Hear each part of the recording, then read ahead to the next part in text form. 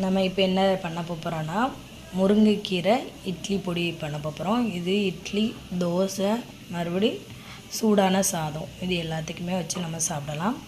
First நம்ம முருங்கைக்கீரையை எடுத்து அதை நல்லா காய வச்சு எடுத்துக்கிடணும். அதுக்கப்புறம் கருவேப்பிலையும் எடுத்து நல்லா காய வச்சு எடுத்துக்கிட்டு, அதுக்கப்புறம் மிளகு, மல்லி, கடலைப்பருப்பு, உளுந்தம்பருப்பு, வத்தல், பூண்டு எல்லாத்தையும் அடித்து பொன்னிறமாக நம்ம வறுத்து அதுக்கப்புறம் பொடி ரெடி பண்ணலாம். ஃபஸ்ட்டு நல்லா அடிக்கனமான கடாயை எடுத்து வச்சுருக்கோம். அதில் வந்து நம்ம முருங்கை இலையை நம்ம பறித்து வச்சுருந்த முருங்கை இலையை போட்டு நல்லா பொன்னிறமாக வறுத்து எடுக்கணும்.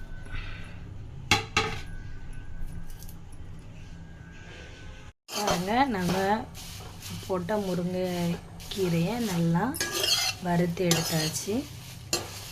இதை வந்து நம்ம ஒரு பாத்திரத்தில் கொட்டிக்கிடலாம். வறுத்து எடுத்த முருங்கைக்கீரையை பாத்திரத்தில் போட்டாச்சு. அடுத்தது நம்ம வந்து கருவேப்பிலையை போட்டாச்சு.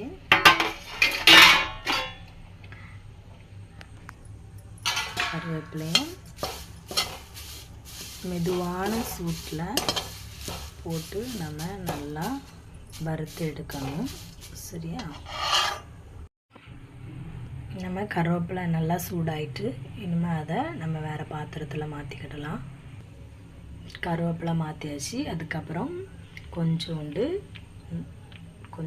நல்ல எண்ணெய் ஊற்றி அதில் நம்ம எடுத்து வச்சுருக்கிற திங்ஸ் எல்லாத்தையும் போடணும். ஃபஸ்ட்டு காஞ்ச மிளகா நம்ம தேவைக்கு ஏற்ற போட்டு நல்லா வதக்கி எடுக்கணும்.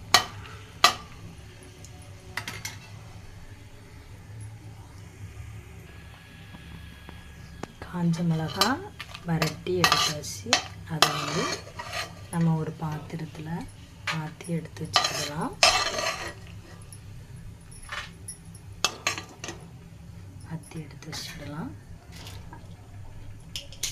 அதுக்கப்புறம்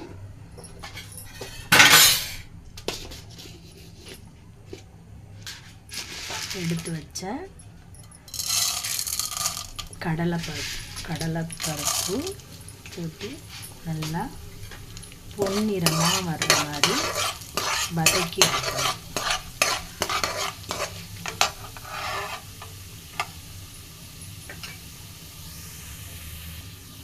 கடலைப்பருப்பு வதங்கிட்டுருக்கு. அதுக்கப்புறம் உளுந்தம்பருப்பு நம்ம போட்டுட்டு லைட்டாக கொஞ்சம் கிளறி விடலாம்.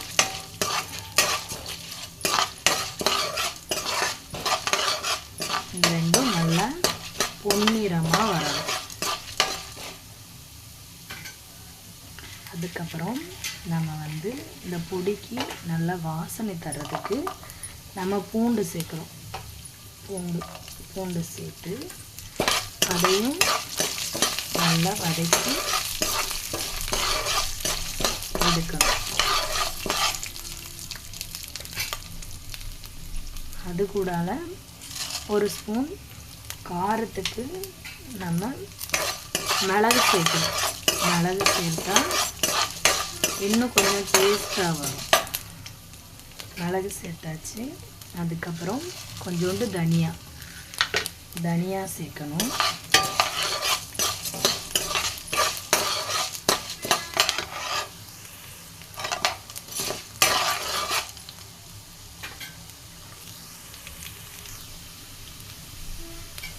பாருங்கள், எல்லாமே நல்லா வறுத்தாச்சு, பொன்னிறமாக ஆயிடுச்சு. லாஸ்ட்டாக நம்ம கொஞ்சம் சீரகம் சேர்க்கணும். சீரகம் சேர்த்துட்டு அதை சீரகம் நல்லா பொரியணும். பொரிஞ்சதுக்கப்புறம் கொஞ்சோண்டு புளி இதே போட்டு நல்லா மிக்ஸ் பண்ணி எடுத்துக்கிடாது.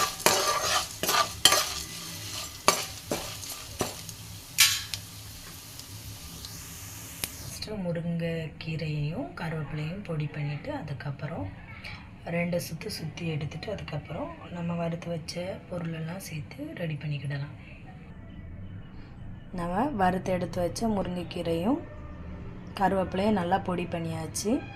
அடுத்தது நம்ம வறுத்து எடுத்து வச்சுருக்கிற பொருள் எல்லாத்தையும் இது கூடல சேர்த்து மிக்சியில் போட்டு அடிக்கலாம்.